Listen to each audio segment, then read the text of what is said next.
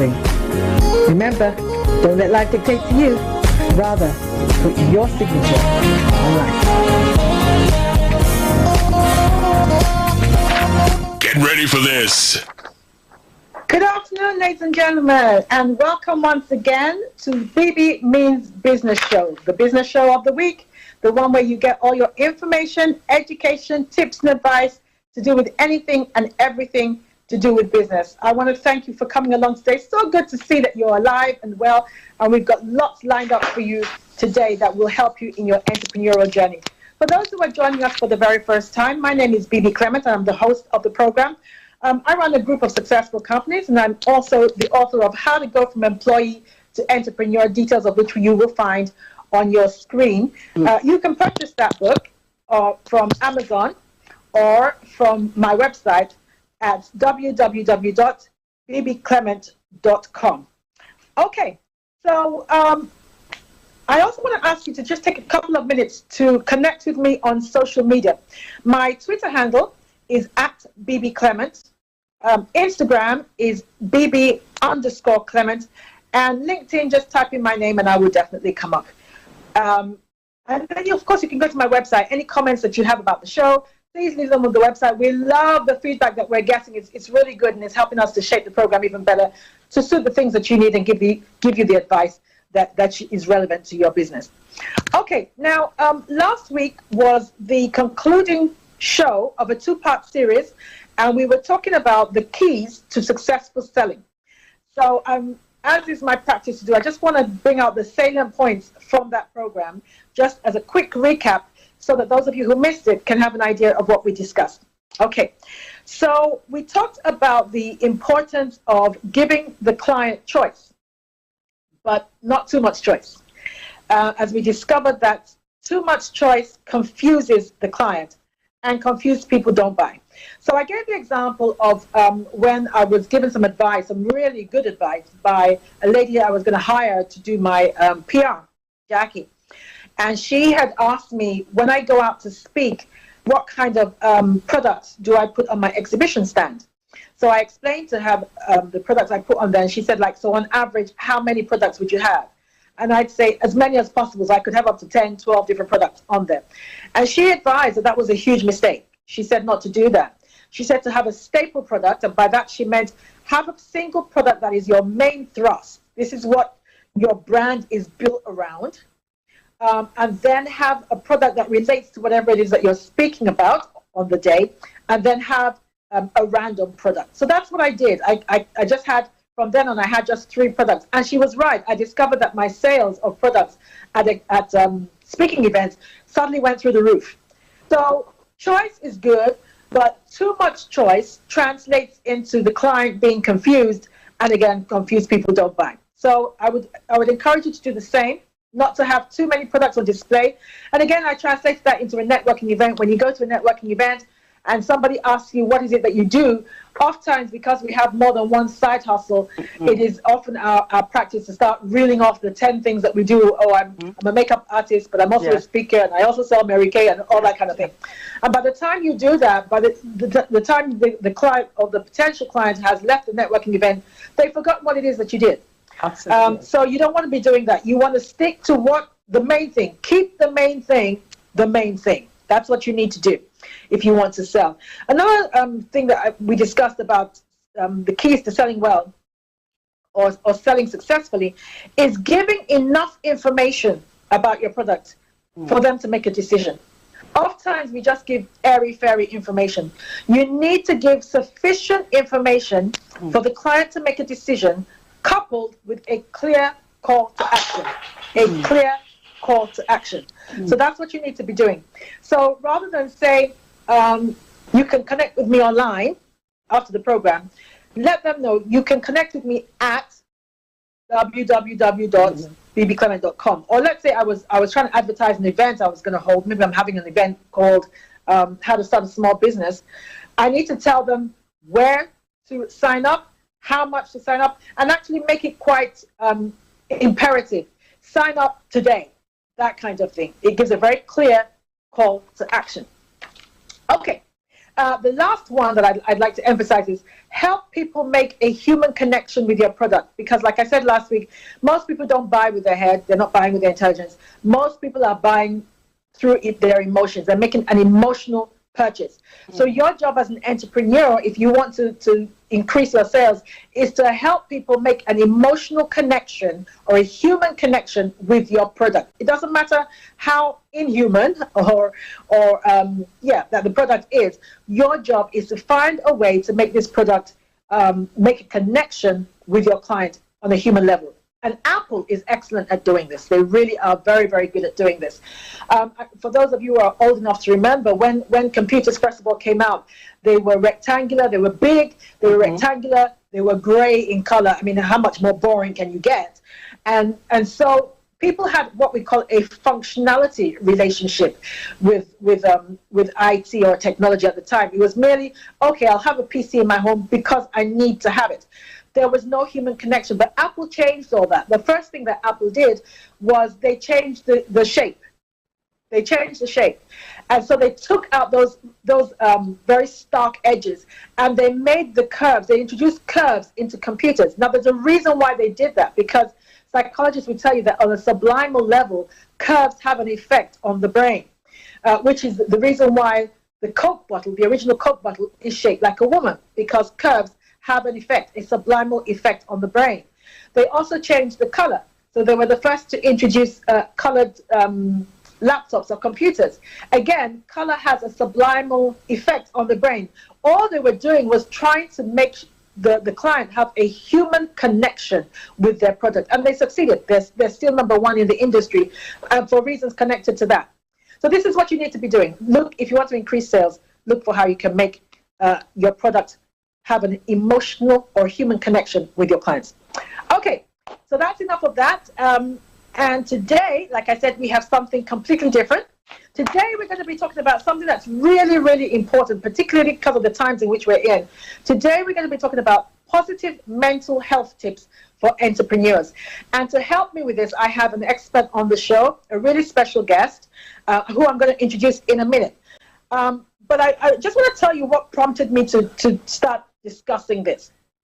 I was reading about a number of seemingly successful entrepreneurs that have committed suicide in recent times. And I was wondering what would make people who have seemingly arrived at where the majority of us as entrepreneurs are trying to get to, what would make them kill themselves? In particular, I was reading about Jody Sherman. Jody Sherman was 47 when he killed himself. He blew his brains out. And he had a very successful e-commerce site called EcoMum. And they were producing baby food, natural baby food for babies. And he had just, I think a few months before he killed himself, he had just secured yet another $5 million investment for his company. So money necessarily wasn't the issue, so to speak, although we did discover later on that he had played a part. But yes, he killed himself. And there was Aaron Swartz as well. Aaron Swartz was a computer programmer. For those of you who remember, he was the co-founder of the online company Reddit. And he killed himself at 26. So this began to bother me, and I began to talk to other entrepreneurs and discover that a lot of us are struggling in our mental health. A lot of us are struggling. Now, there was some research done by the University of California. And one of the things that they said, because I don't want you to be scared, oh my God, I'm anxious, maybe I'm going to kill myself or something like that. No. Actually having traits that they may lend themselves to mental health issues are not necessarily a bad thing. So the University of California did some research, and they showed that there was actually a connection between creativity and mania. And by that, I mean creative people often end up as entrepreneurs. And those same people often have higher traits that lend themselves to mental illness than the average person. Research shows this to be true. So if you go back in history and you look at people like Isaac Newton, Alexander Bell, Albert Einstein, everybody that was around them, people who were around them, their students and their close family and friends, have testified that there was something not quite right. They might not have been able to put their finger on it, or they might not have had an official diagnosis, but they knew that there was something a bit off about this person. There's something not quite right. And in more recent times, if you look at people like Howard Hughes, you remember, was one of the richest men in America, in the world at this time, not just America, in the world at the time. He was an American business magnate. He owned airlines. He owned film studios. He was an amazing engineer. He was a record-breaking pilot. He was ridiculously rich, but he suffered from OCD, very, very serious OCD, obsessive compulsive disorder, and that led to, in latter years, actually led to a total breakdown in his mental state. And then in more recent times, when you look at people like Steve Jobs, Bill Gates, they have there is enough evidence, sufficient evidence to suggest that they have things like Asperger's, and Asperger's is a form of autism. And I was listening to this guy speak the other day. I'd never actually heard him speak, but I was listening to him on YouTube the other day. Elon Musk. Elon Musk is the managing director of Tesla. And just listening to the sheer monotone of his voice said to me that it is likely that this guy is on the autistic spectrum. And then later I went and checked, and they reckon that he is. And then, of course, people like Kanye West, there's been a lot of publicity about his having bipolar, his being bipolar. But all these people are successful. All these people are rich. So the fact that you have traits is not necessarily a bad thing, because these are traits that seem to be characteristic of creative people. It is when they get to a level where they are not managed properly that can lead you to problems. So to help me discuss this even further, I'm going to introduce our guest for today, Annette. Annette, are you there? Yes, how are you? Hi, Annette. Can you increase the volume slightly? Okay. Okay. So, Annette, Yeah. would you like to introduce yourself and tell us what you do? Okay, my name is Annette Isibor. I'm a counselor and psychotherapist at New Dawn Counseling and Psychotherapy Services. Okay, and how long have you done that for? I've done that for nearly 20 years, and I've been in private practice for close to over 10 years now.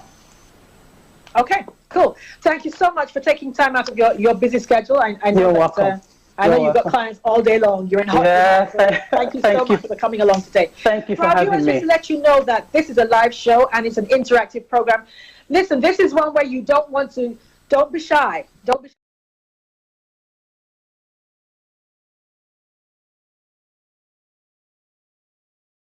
Get those questions to us. If you don't want to put them on Facebook, that's fine. Let me tell you the number to send a text to. You can either hook us up on Twitter. Our Twitter handle is @StarRadio.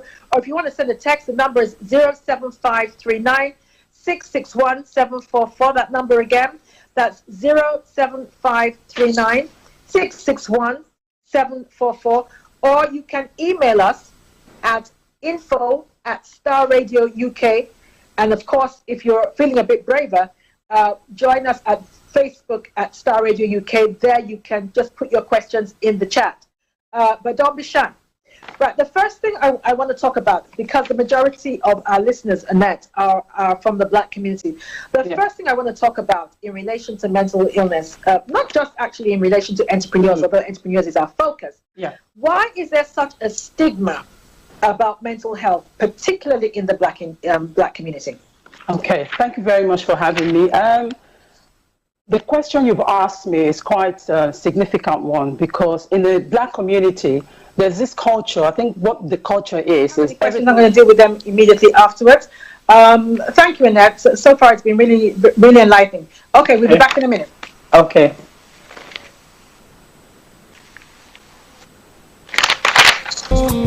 Hi everyone, it's your girl Bebe Clement, the author of How to Go From Employee to Entrepreneur and the host of your weekly business show, Bebe Means Business, the show where we discuss everything you ever wanted to know about business but you were afraid to ask.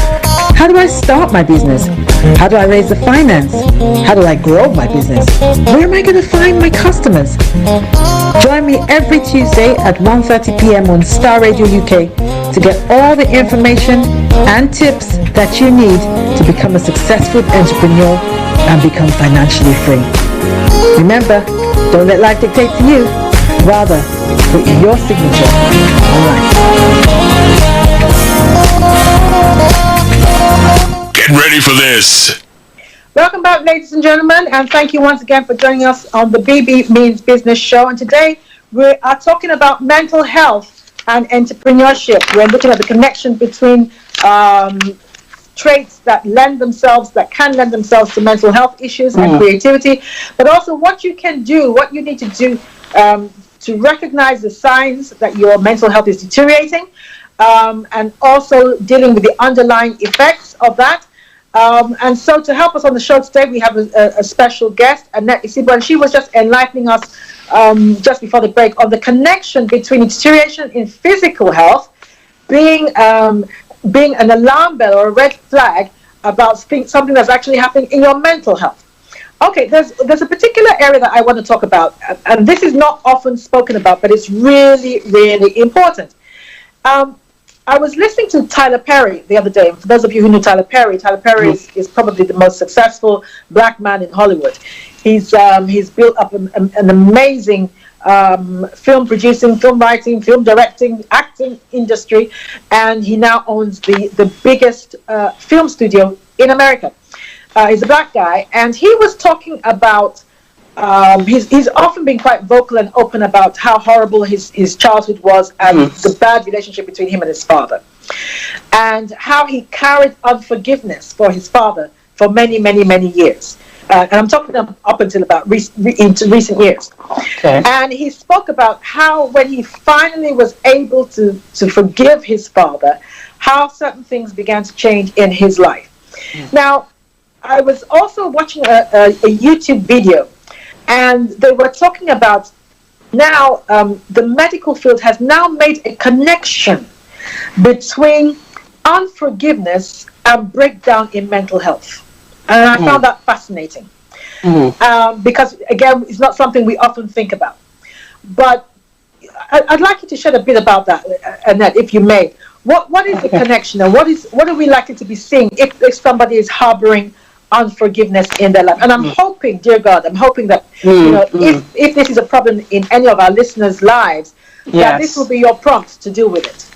Yes. So unforgiveness in itself, when you have unforgiveness in your life, it controls you. Wow.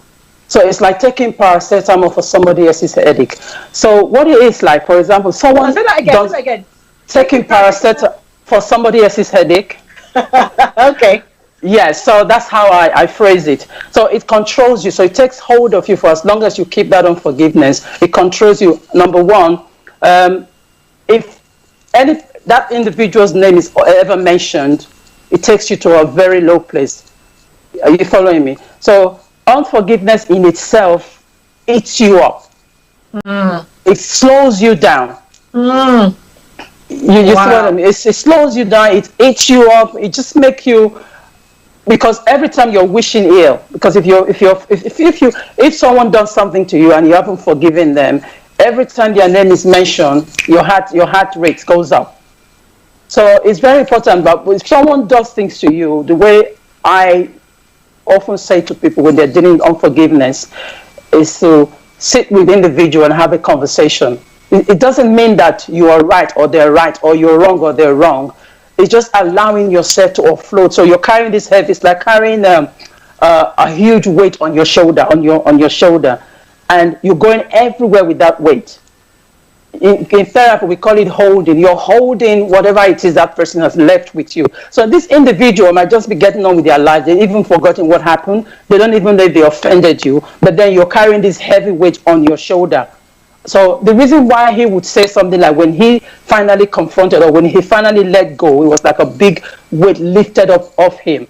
So that thing was compressing this individual because there's unforgiveness there. Because it deals with the mind, it deals with the heart, it deals with the body, controls everything you do, controls your emotion, sometimes even go as far as controlling you physically. So it's very, very important that as much as possible, people will do things to you that if you have your way, you don't want to forgive them for the rest of your life. But then you're not holding them captive, you're holding you captive. You see what I mean? So I've heard somebody say, unforgiveness is a prison that you are holding the key. Absolutely, absolutely. You build up the prison, not just holding the key. You build up the prison. You've locked yourself in the prison, and you're holding the key. So you have all of this responsibility to take care of. Like, open the prison. You know what I mean? Let yourself out and destroy the prison. You see what I mean? I hope so much that the entrepreneurs that are listening will take that on board. And the reason why I say that is because I know from personal experience, and I'm being quite transparent here, I know from personal experience that unforgiveness, like you said, slows you down. Absolutely. And it so affects your creativity. As an entrepreneur, you cannot afford to have that. Absolutely. Absolutely. Our success is built on creativity. Our success is built on birthing ideas. Our success is built on strategizing. And for as long as you give your mind and your emotions over to unforgiveness, all that is clogged. Yes. All that is so what one thing is like having a mansion, but somebody else has the key. You have a mansion, you're free to live in it, you're free to go from room to room, but somebody else has the key to the mansion, even though it belongs to you. You see what I mean? So yes, so it's like reclaiming. So to take hold or to get hold of your mansion back, it's like going to take the key back. So letting yourself go. So it takes hold of, and it doesn't help anyone to function. So when you have unforgiveness, even though, because things will happen, what tends to happen from my experience working with people, they may think, well, this individual did such and such to me 20 years ago, I've moved them, I've forgiven them. No, you haven't, because every time that situation challenges you or there's a trigger, you react to 20 years situation. You might be watching a movie and something comes up that relates to what you're dealing with. That's a trigger, and all of a sudden you go to this very angry place. You go to this very very static place where you're all over the place. So you're not able to coordinate yourself properly. So that can become, in effect, that can be a part of mental illness, because at that point you can't relate to yourself, you can't relate to anybody. You're all over the place. You're irrational in your thoughts just because of somebody else's what you had with somebody else long time ago. So it can affect, and it can take any individual to a place of depression. It can stress you out. You see what I mean? Even if that individual, even if they're dead, as far as we remember, yes. Yeah. So it's really what you just said is quite important. I was about to say that, because you initially said that you should try and sit the person down. It's not always possible to do that. Like you said, the person might be dead, but I've often found that doing something like writing them a letter helps, even if they're dead. Yes. Write it a letter, exactly how you feel. Don't sugarcoat it. Don't try to make yourself look good. Write exactly how you feel about it in a letter. And then sometimes you might just burn the letter. Yes. Or, that kind of thing. But it's a symbol of letting go. Yes. And letting go, number one, to let go doesn't mean don't have any expectation that this individual will apologize if you wanted to confront them. So don't have the expectation that they will apologize. Just feel within yourself, you know what, I'm okay. So if they apologize, then that's bonus. So, but if you have the expectation like, well, I'm going to confront them, I'm expecting them to say I'm sorry, and if they don't say I'm sorry, it doesn't change that feeling. So when you approach with the expectation, I'm not expecting you to say I'm sorry, I just want to offload that negative energy that I have within me. I just want to let you know that you did me wrong. I'm not expecting you to say I'm sorry. But if they say I'm sorry, then that's bonus. That's an extra bonus, yes. Okay. This is really, I can't overemphasize this. This is really important for entrepreneurs. If you want to be working at optimum level, you want to be working at the level that you need to be working creative-wise, you cannot afford to have things clogging your mind. You cannot afford to have things arresting your mental health. And unforgiveness is one of the strongest things that can lead to mental health decline. I remember very interestingly, I remember listening to a lady a few years ago. I went to a women's conference, and this woman was very successful. She was actually a pastor. She'd be very, very successful. And she said she had been treated for anorexia for the last 20 years. 20 years of anorexia. And it wasn't until she got to a place where she understood that this actually had nothing to do with anorexia. And as you know, anorexia is a mental health illness. It presents as you stop eating, but it's actually a mental health illness. Yeah. She said it wasn't until she got to the place where she realized that actually the root of this problem was that she had a problem with her mother. Her mother was a chef, a world-renowned chef. And she said she didn't get on with her mother. And the only way in which she knew to punish her mother was, because her mother loved to cook, was to refuse to eat her mother's food. Okay. And that deteriorated, that act deteriorated into a mental health illness that she was paying for 20 years. So, ladies and gentlemen, those of you who are listening, it is not worth it. There's nobody on earth that is worth you being in prison for 20 years. Absolutely. Yes. Deal with that issue so that you can be the best that you can be. You can be everything that you're supposed to be. And one thing I must also say, one thing that also, from my experience of working with people, especially in couples in relationship, what tends to happen is, if say your spouse offend you, they said something terrible. Maybe, for example, they say, "Oh, stupid you," and you don't like being called stupid or being told stupid. You confront them and they say to you, "I'm sorry." So I say this to my clients all the time. As soon as they say, "I'm sorry," let it go. Even if they commit the same crime again the following day and they say, "I'm sorry," let it go. Until I know they say, "But how long will I keep reminding them?" I said to them, keep reminding them until they get it. Because it's been a habit for a long time to speak to you that way. So now you are letting them know, I can't be spoken to that way. So it take a while for them to realize that, no, she doesn't like. So at some point, it does work. At some point, if they're about to offend you, they just automatically remember, oh my God, she doesn't like it, or he doesn't like it. So giving people opportunity to treat you the way you want to be treated so that we can cut off, hopefully, a situation that would lead to unforgiveness. So just forgiving people as you go. Okay.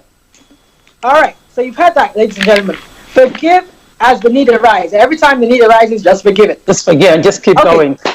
So let's move on from there. Now, let's talk a little bit about the situation in which we find ourselves in with the whole COVID thing. Okay. And the effect this is having on entrepreneurs in particular. They say that actually right now, the pandemic itself is not even the issue. It is the mental health decline that it is causing that is a greater issue than the virus itself. Now, what can we do? First of all, why is it having such an effect on business people, particularly those who are working from home? I find that from business people that I speak to, those who are working from home seem to be struggling the most in the area of their mental health. Why is that? Okay. One of the reasons why that is happening right now is when entrepreneurs start up with their event, they engulf in it. So it's like having a newborn baby. You invest in the baby. You want the baby to grow well. You want the baby to be healthy. So all attention is turned towards that baby, and everybody else is neglected. Yeah. So they start up their businesses, and they engulf so much in it. So there's a disconnect between the entrepreneur business and the home and the family home. So there's a disconnect there. So now that this has happened, they're struggling to connect with the home. So the home doesn't feel like home, because I've done this for quite a few people, and I found out that what the main issue is there's a huge disconnect. So it's always been work. They work, they provide, they fly first class, they do everything else, but there's no true connection. So now that they have to work from home, there's frustration, there's depression, there's what do you call it? What am I looking for? There's abuse going on in the family. So parents abusing their children because there's no connection. There's spouse abusing each other. There's no connection. So now to build up that connection is a very, very huge struggle for them. So sometimes you find some even contemplating suicide. Yeah, because the one thing that they hold dearly, the one thing that meant so much to them more than anything else is the business. Is entrepreneurship, but right now it seems to them like that is taken away from them. So there's this struggle with, oh, I'm failing, even though in true sense they're not really failing. It's a coronavirus situation that has brought them to where they are. So they're struggling to accept the fact that this phase will pass. Rather than spend the time begin to make that connection once again, they're so into they're isolated within themselves. So you find that you can go to a home, they're in the house, but they're not in the house. because emotionally, emotionally, there's disconnection. So everything, all negative energy flying around. I want to go back a little about something that you said there. I think the very first issue is the disconnect between the home life and work. Now, I think that in itself is a good warning sign. Yes. Guys, those of us who are building businesses, yes, we thank God for the ability to build businesses, but you don't leave your family behind. Absolutely. You have a responsibility to the business, but you have a responsibility to the home. Absolutely. And to build those relationships with your family members. Something you said that is quite important, that when they're at home, but they're not really at home. Yes. Presence does not equate to participation. Absolutely. The fact that you're physically present in the home doesn't mean that you are present in the home. Absolutely. Absolutely. So that has to be something we need to deal with. Absolutely. So dealing with it, one way to deal with it is, nothing should stop you. There's nobody who can say to you, you can't have both. I.e., when I'm at work, when I'm at my business, in the place of my strength, I disconnect from home. And then when it's time to go home, I disconnect from my business. So what tends to happen is they come from work, they come with work to home. So you see so when you work out that, it's just having a good balance to know when to belong to a particular environment. So if I'm at work, totally at work. When I'm at home, make it count, make yourself relevant. So you have entrepreneurs, when they're home, they're not relevant, they're just home. You see what I mean? So make it count. Make yourself relevant for those, even if it's for 1 hour, make that 1 hour really relevant and count. Let the family know that you're with them, and you know that you're with the family. So it's just knowing when to shut down, when to shut the office and open the door to the home, and when to shut the home and open the door to the office, so that they both don't encroach in one another. Yes. I must say, as an entrepreneur, sometimes it's not easy to find that balance. I mean, there are times that I have, and unfortunately, both my husband and I are self-employed. So there are times when, like, I have a deadline or he has a deadline, and we have no choice but to bring certain things. Absolutely. I like what you said, that even if it is for an hour, then you can say to the children, look, mommy has something that she needs to do, but you know what? For the next 1 hour, let's just play. Absolutely. So the children, I often find, especially when it comes to children, that it's not the amount of time, like you said, it's the quality of the time. It's the quality of the time. It's not the amount of time. And also, the thing is, if there's a mutual understanding, or you have a system that works. If you have a system that works, say in your situation with your husband, you're both entrepreneurs, so you have a system that works to say, you know what, there are times where we'll bring work home. It's okay, but if it becomes a lifestyle where you're always bringing home office to home, office home, office home, so there's truly no home. So in situations that we find ourselves now, you're struggling to be home because you didn't create the connection in the first place. So if there are times where, yes, I have to bring work home, I have to quickly take a call, that's fine. But if it's every single day, there's no real time with the family, there's going to be a struggle. Because you come home now, so you have people in their homes who are like strangers, total strangers in their home. Because the life before coronavirus was wake up in the morning, go to work, stay there till 7 or 8, come back home, have dinner, go to bed, wake up in that routine. So there hasn't been any really real time with the family. So adjusting to that now is a big struggle, a big challenge. It's a big struggle, and we're seeing the effects. Like you said, the mental health breakdown is unbelievable. Absolutely. Unbelievable. Absolutely. Yeah.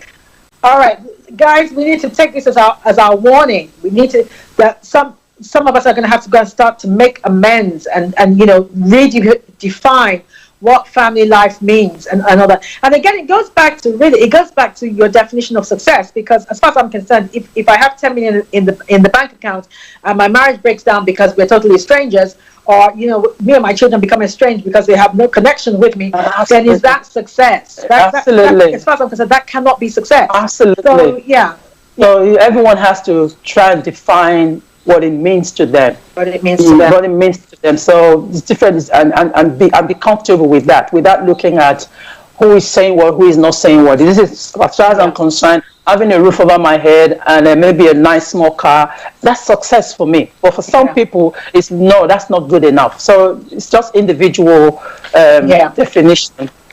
Okay. What that means. I'm reminded about a very sad story, I'm not sure if you remember this or not, but this is a few years ago. There's a guy called Chris Foster in the UK, multimillionaire businessman. And he took his family. He had a wife and a daughter. And they had a number of horses and dogs and stuff like that. They had this very, very beautiful house, massive mansion. And he took his family to a friend's barbecue in the afternoon. And when they came home in the evening, he locked the gate and he put a horse cart in front of the gate so that people wouldn't be able to get there. Get in, And then he went from around the stables, shot all the horses, shot all the dogs, then went up and shot his daughter, shot his wife, killed himself, and set fire to the whole building. And you know, when I watched the documentary, it was so disturbing, disturbing, because seemingly he had it all. He had a lovely family, he had money in the bank, and everything like that. And then, you know, they were interviewing some of the friends, and they were asking him, did you not see any signs? Did you not see any signs? Now, some said no, they didn't. But some said, in hindsight, actually they did. So apparently there was even one person, he'd actually said to that person, he was considering killing himself. Because behind the scenes he had financial issues, and like you said earlier, he connected his whole success to the company. He was able to provide a big life for his family. That was his whole thing, his whole drive. And so when he saw a situation where it looked like he was no longer going to be able to do that, the thought of not being able to do that was just that he was incompetent. Of signs, just in case we are a bit concerned about somebody else, what kind of signs should we be looking for? Well, number one, you look for a sign. The number one sign is isolation. So when you see they're beginning to, if you have somebody who is dealing with any stuff, they don't want to talk about it, they avoid you. So when they start avoiding you, it's a good sign to question what's going on. I've not seen, you see what I mean? But that doesn't mean they'll tell you. That doesn't mean they'll probably say to you, I'm fine. I'm just working so hard. They'll cover it up. So maybe this individual was able to cover it properly. He lived in the house with the family. They didn't know, because it's not speaking to anyone about his struggle. So as an entrepreneur, it's okay to let people know, listen, I tried. It didn't work out. So so my definition of failure is, you know what, I've just discovered a way to do it wrong. That's what it means. I've just discovered if I did it this way is wrong. But some that can be that people interpret that sometimes to have failed. It doesn't mean I've failed. I've just discovered how to do it the wrong way. So I'm gonna wake up and do it the right way. But interpreting that failure or that definition or to somebody else is very difficult for them. So they keep it to themselves, because having the money, having the business going is their strength, a power thing. That's my strength. That's how I feel. I feel relevant to life, to my company, and to the families. And when that is taken away from them, it's like maybe the power is stripped away from them and they can't cope. Also, I think when somebody does confide in you that they are struggling, your response is important. Don't brush it aside. No, you don't really want to kill yourself. No. For somebody to tell you they want to kill yourself, it is serious. Like you said, it's not an easy thing to say. Absolutely. So I think yes, whatever you know how to do. Yeah, it is serious. Like you said, they may not tell you, but whatever you know how to do, if it means I have to go tell somebody else who can speak to them or whatever you know how to do, but don't just brush it aside. Don't think that they're joking. Don't, absolutely. Take it seriously. Take it seriously. And and just taking the time to dig beneath the surface is really, really important. I mean, if you see a change in behavior in somebody, like you said, somebody's very outgoing and suddenly they don't want to go anywhere. Yes. Those are triggers. Those are signs. And you find that they don't take care of themselves anymore. You definitely notice the difference. And obviously, they don't take care of themselves. They don't eat well. They're looking absolutely. Yes. So maybe if you don't have the tools to help them, it'd be very, very, very important to say to them, seek help, speak to somebody, give it a try. You see what I mean? Encourage them to speak to someone, maybe speak to a therapist or a professional medical individual to seek help. Yeah. You see what I mean? And also, if you can, help them determine the reason why they feel like they want to commit, what's going on in their life, Why did they feel? Why did they feel like they're gonna commit suicide? Where did that thought come from? So if you can identify the fact that they're feeling like they failed, then if you can encourage them that no, that's not the end of the world. You build the business from scratch. You had the idea from beginning. So if it didn't work out now, you can try again. You can do that, but very importantly, to let them know that they should speak to a professional, speak to someone about what is happening in your life. I know sometimes, sometimes coming down from that point to speak to someone is very, very difficult. If you've been a high-flying individual, all of a sudden you're struggling. It's very difficult for you now to sit with someone and say, I don't have a penny, I can't afford chicken and chips. It's very, very difficult. So that in itself takes them to a very, very, very, very low place. They don't want to talk about it because they feel like nobody will believe them. They will be judged. You see what I mean? Number one, I have all this money because the thing is, even though the business is failing, they still pick up that same persona of I'm successful. So when they're around people, they still come across like everything is fine, I'm successful, business is doing well. But when they are quiet by themselves, that's when the reality hits. So that's where we want to go to. That reality is where we want to touch to say, what's happening when you're by yourself? So importantly, the first thing you do is encourage them to get help.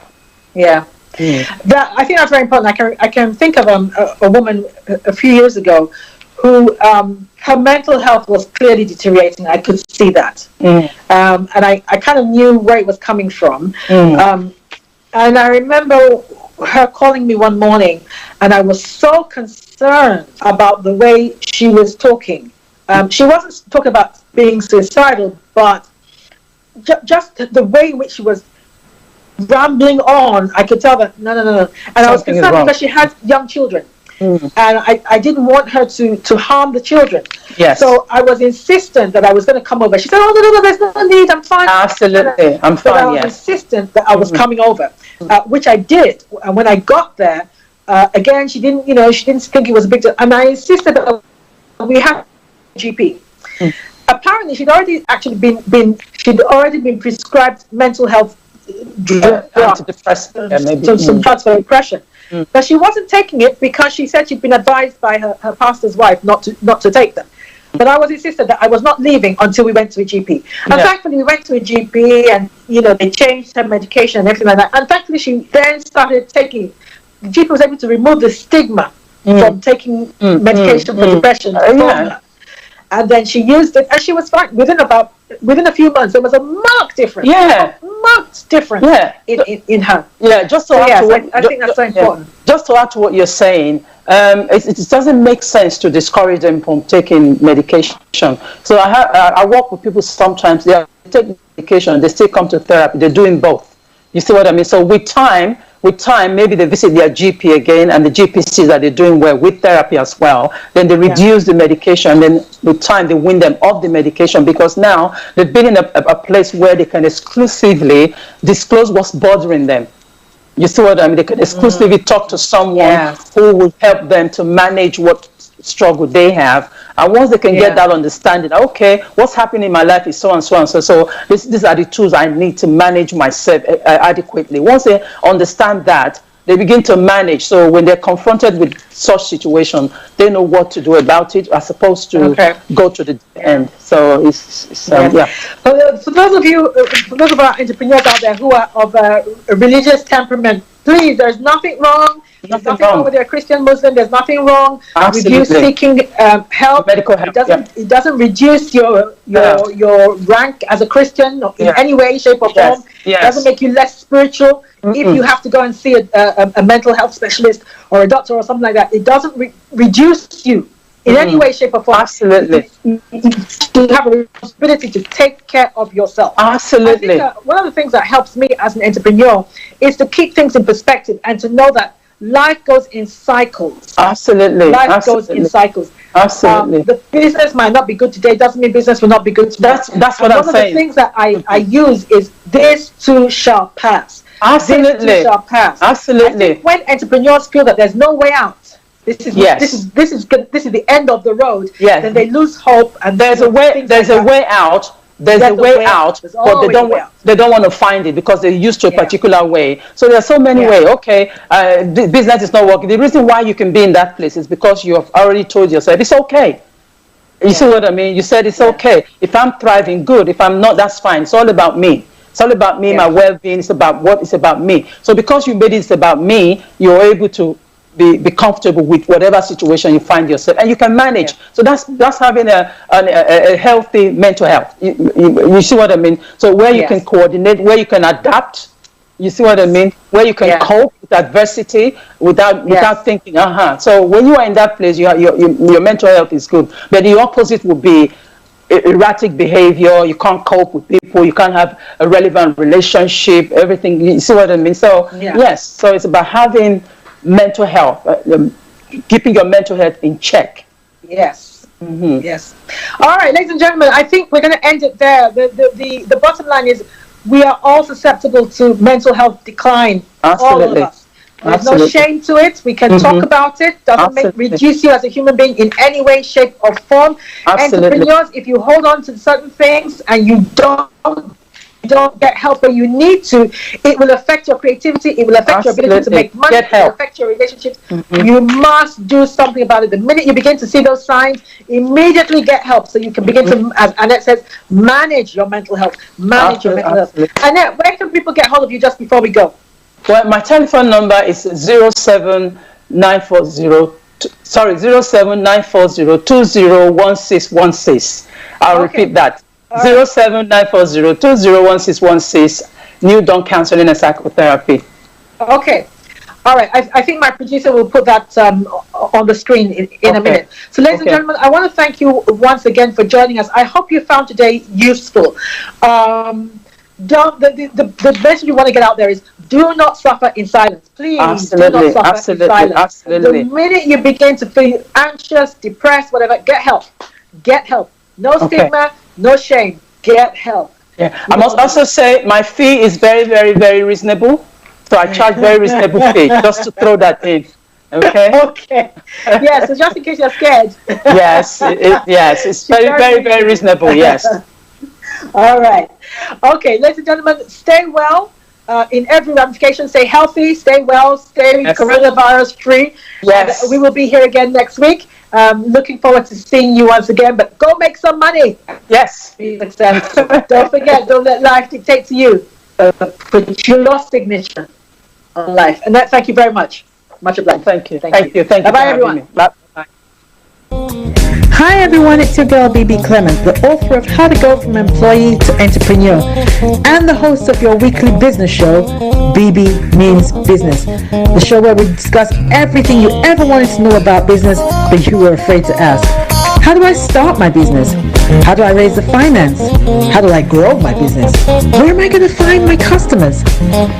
Join me every Tuesday at 1:30 p.m. on Star Radio UK to get all the information and tips that you need to become a successful entrepreneur and become financially free. Remember, don't let life dictate to you. Rather, put your signature on life. Hi guys, this is your friend Uruj from SendWave. SendWave is a money transfer app that is used by people all over the world to send money to their loved ones in Africa. With SendWave, you can send money to Ghana, Nigeria,